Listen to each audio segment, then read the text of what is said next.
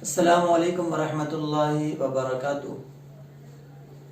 بہت سے لوگ یہ پوچھتے ہیں کہ نظر بد کیا چیز ہے، آیا یہ جادو ہے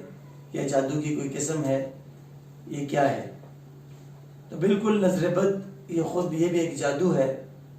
اور نبی کریم صلی اللہ علیہ وسلم نے نظر بد کا ہونا اور اس سے نقصان بہت سے احادیث شریف کی روایت ہے، اور اس میں اس کے نظر بد کے نقصانات کا بھی جگہ جگہ ذکر ہے کہ اس سے نظر بد سے نقصان ہوتا ہے، اور اس کی وجود کے لیے اتنا ہی کافی ہے کہ حضرت امی عائشہ رضی اللہ تعالی عنہ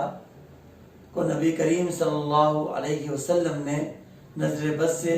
پناہ مانگنے کی تلقین کی ہے کئی بار، اور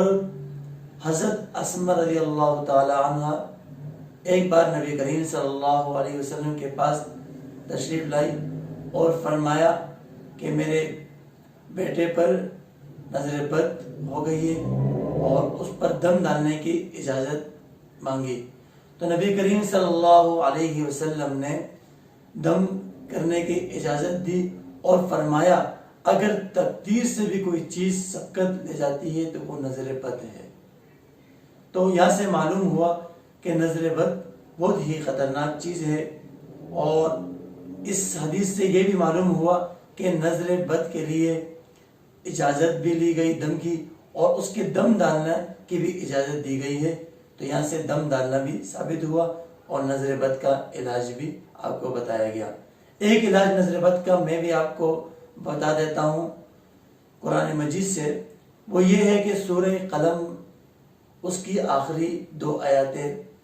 فاجتباہ ربہ فجعلہ من الصالحین، یہ آخر تک یہ 2 آیاتیں چاہیے تو یہ ہے کہ ہر ماہ یہ 2 آیاتیں یاد کریں، اور اس سے پہلے 3 مرتبہ درود شریف،